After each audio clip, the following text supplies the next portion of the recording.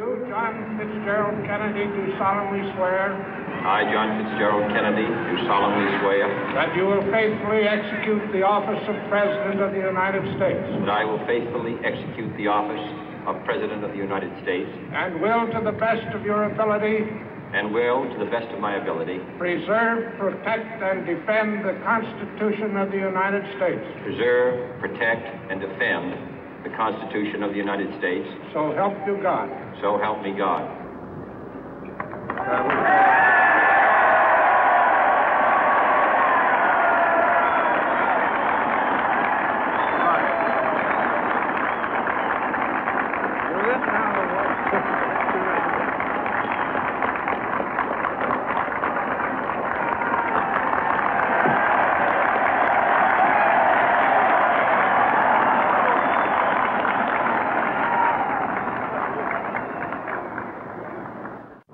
Vice President Johnson, Mr. Speaker, Mr. Chief Justice, President Eisenhower, Vice President Nixon, President Truman, Reverend clergy, fellow citizens. We observe today not a victory of party, but a celebration of freedom, symbolizing an end as well as a beginning, signifying renewal as well as change. For I have sworn before you and Almighty God the same solemn oath our forebears prescribed nearly a century and 3/4 ago. The world is very different now, for man holds in his mortal hands the power to abolish all forms of human poverty and all forms of human life. And yet the same revolutionary beliefs for which our forebears fought are still at issue around the globe. The belief that the rights of man come not from the generosity of the state, but from the hand of God. We dare not forget today that we are the heirs of that first revolution. Let the word go forth from this time and place to friend and foe alike that the torch has been passed to a new generation of Americans born in this century, tempered by war, disciplined by a hard and bitter peace, proud of our ancient heritage, and unwilling to witness or permit the slow undoing of those human rights to which this nation has always been committed and to which we are committed today at home and around the world.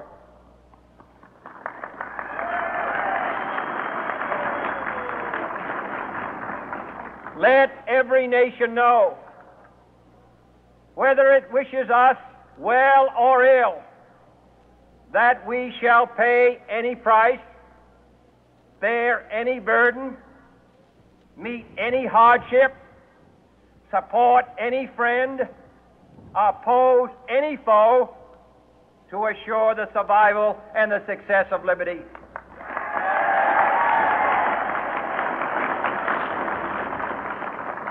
This much we pledge and more. To those old allies whose cultural and spiritual origins we share, we pledge the loyalty of faithful friends. United, there is little we cannot do in a host of cooperative ventures. Divided, there is little we can do, for we dare not meet a powerful challenge at odds and split asunder. To those new states whom we welcome to the ranks of the free, we pledge our word that one form of colonial control shall not have passed away merely to be replaced by a far more iron tyranny. We shall not always expect to find them supporting our view, but we shall always hope to find them strongly supporting their own freedom, and to remember that in the past, those who foolishly sought power by riding the back of the tiger ended up inside.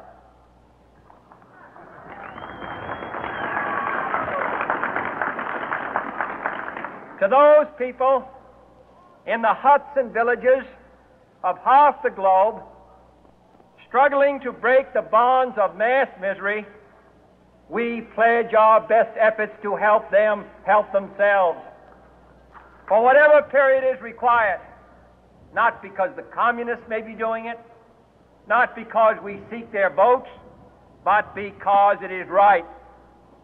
If a free society cannot help the many who are poor, it cannot save the few who are rich.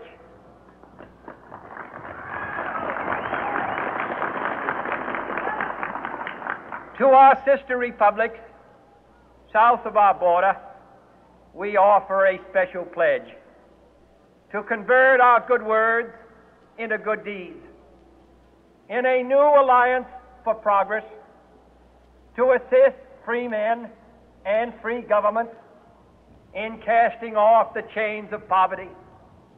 But this peaceful revolution of hope cannot become the prey of hostile powers. Let all our neighbors know that we shall join with them to oppose aggression or subversion anywhere in the Americas. And let every other power know that this hemisphere intends to remain the master of its own house.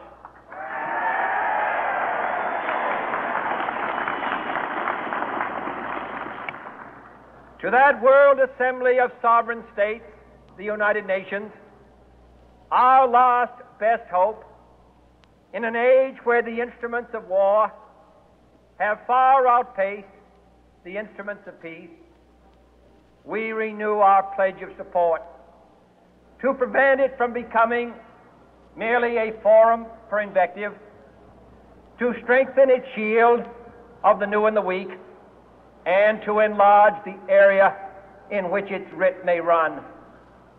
Finally, to those nations who would make themselves our adversary, we offer not a pledge, but a request that both sides begin anew the quest for peace. Before the dark powers of destruction, unleashed by science, engulf all humanity in planned or accidental self-destruction, we dare not tempt them with weakness, for only when our arms are sufficient beyond doubt can we be certain beyond doubt that they will never be employed. But neither can two great and powerful groups of nations take comfort from our present course, both sides overburdened by the cost of modern weapons, both rightly alarmed by the steady spread of the deadly atom, yet both racing to alter that uncertain balance of terror that stays the hand of mankind's final war.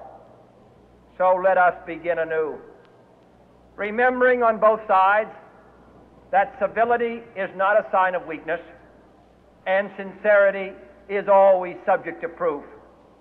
Let us never negotiate out of fear, but let us never fear to negotiate.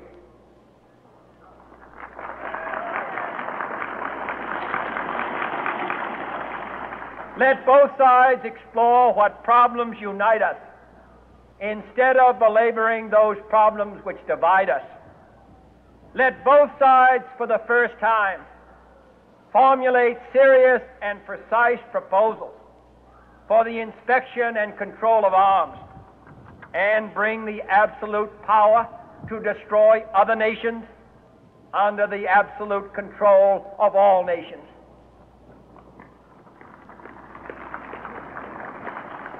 Let both sides seek to invoke the wonders of science instead of its terrors.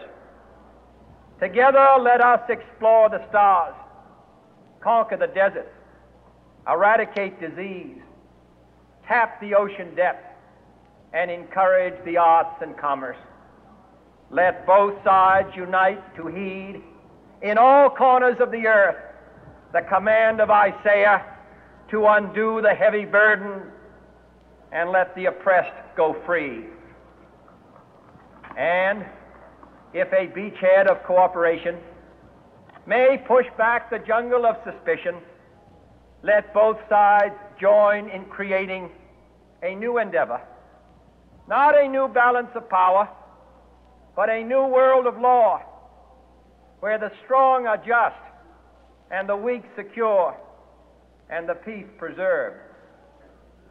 All this will not be finished in the first 100 days, nor will it be finished in the first 1,000 days, nor in the life of this administration, nor even perhaps in our lifetime on this planet.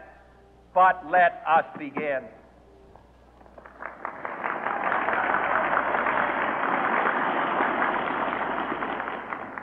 In your hands, my fellow citizens, more than mine, will rest the final success or failure of our course. Since this country was founded, each generation of Americans has been summoned to give testimony to its national loyalty. The graves of young Americans who answered the call to service surround the globe. Now the trumpet summons us again, not as a call to bear arms, though arms we need, not as a call to battle, though in battle we are, but a call to bear the burden of a long twilight struggle, year in and year out, rejoicing in hope